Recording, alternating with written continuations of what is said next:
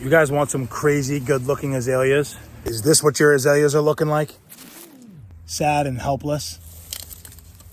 I'm gonna show you how to change it. Are your flowers or azaleas struggling? Are they not vibrant and full of buds or flowers? What do you do about that, right? How can we treat it? How can we get those dead, nasty looking azaleas to look something more like this? How can we get them full, right? What do? We put fertilizer down.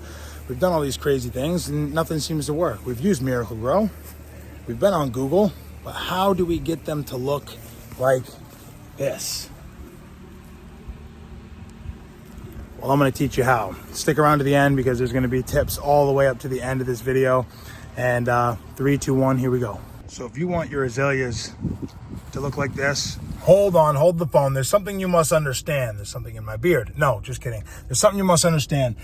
Soil quality is number one. If you want more about soil quality, there's more videos on the channel. Soil quality is number one. Then this. Full of blooms and full of color. It starts with the selection. If you have natural, the original azaleas, which are a little bit taller, a little bit more full, they usually go a little bit dormant during the winter time and then they bloom during the spring or fall. If you have those, you really don't want those in direct sun because they can't really tolerate it much. But if you have full sun, like the side of this building, it gets about 7-8 hours of sun, you're gonna want something more like an encore azalea, okay? Now, you're gonna treat these azaleas like roses, honestly. You don't have to take care of them that much, but you're gonna treat them like roses. And when I say roses, this is what I mean. So 2 months ago, we were here, and what we did was, these were all looking pretty crummy. When you look down, it was nothing but stems like this and long little branches, without these splits on them.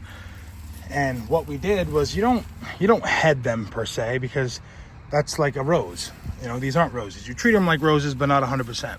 So I'm gonna give you a little, step-by-step how-to here. So when you look at the format of these guys, you get your stem that comes up out of the ground, right? And this is what I call the stem. And then when it starts to get its main split right here, 1, 2, 3, 4 split, I call that the crown. All right, so this is a really good crown. When we started taking care of this property, we trimmed all these way down. You can see on all these, they have splits. That's because we cut them. Now, that happens because, like a crepe myrtle tree or a fruit tree, when you take your pruners and you cut this branch, if it's healthy and strong enough, what it will do is it will then turn into 2 or 3. It'll turn into 2 or 3 little limbs. So what we did, like I said, was we came in with our pruners and we trimmed. Now, you don't want to just trim anywhere. Let me see if I can find an example here. Where you actually want to trim is you want to find somewhere that looks like healthy, somewhat younger wood, something that's got some growth onto it. So if I come in here, see how that's got a bud on it, right? You're gonna let that keep growing for a while. Come up here, okay? You see this right here? Do you see how this has this little branch coming off of it right here? If you want this branch to get really full, what you do is you'd cut it about 1/4 inch above that. And then this will still grow and split. And this will just get fatter, this little guy. And if you want that to stop growing, you would just trim the top of it and it will split and get thicker. So most people, what the problem is that they have long, leggy azaleas. They're not full. When you look at the top of it, it's not full. When you look at the side of it, it's not full. So what they do is they keep letting it grow. They say, oh, let it grow, let it fill in. But that's the number one mistake. What you want to do is you want to create wounds, okay? So if you come in here, right? Here's a crown that was cut. If this wasn't cut off, all of these would have grown thicker and split. But that's too much. You don't want that much. What you want is something like this, okay?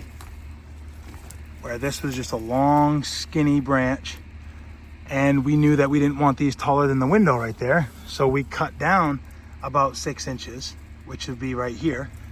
And then they started to split. Now, once you get some growth like this, you let them bloom, you enjoy your color, and then you can do stuff like this. Put your hedge trimmers down, grab your hand pruners. This is gonna take some time.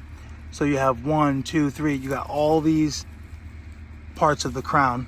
You individually come in here and cut each one like that. So then now, as these individual limbs get more space between them, they'll have even more space to be able to split. So once you trim that, now that will split into 2 pieces and get full. Here's a really good example of a weak azalea. Now this is still a healthy azalea because look at how many blooms and how much new green growth it has on it. So when you look at this right here, you can see clearly that this is new growth. It's got a little bit of fur on it. You know, it looks really young. It's really soft. When the wood gets more hard like this, you see how this branch just comes up straight and it's really long? That's really all this branch is ever gonna do. It's just gonna be straight. It's not gonna be any, you know, foliage in here, no foliage in there. It's just gonna grow out straight until eventually it splits. So if you want this to be a ball or something full in here, what you need to do is you need to look close. I'm gonna zoom you in so you can see. You need to look close for these little nodes. See these brown little dots on the side here? You wanna find the height that you want it to be, you know, maybe in line with this and like a little shape like this. And you'd go right above one of those little nodes. So let's see here. See that little node right there? Right above my trimmers. You're gonna prune it right there. And the reason you prune it there is because that's a point where there's going to be a branch where it's going to split. Now, yes, you removed your flower, but this is gonna split into 4, 5, 6 pieces, and then this will all be full. So don't let it grow, right? Trim the thing, take care of it. And right here, we already have a natural split. You see how this branch right here kind of already split? You can either leave that alone, or you can take each little rose bud or every little azalea bud and clip it like that. And then they'll split again. So that's how you take your azaleas from this to this.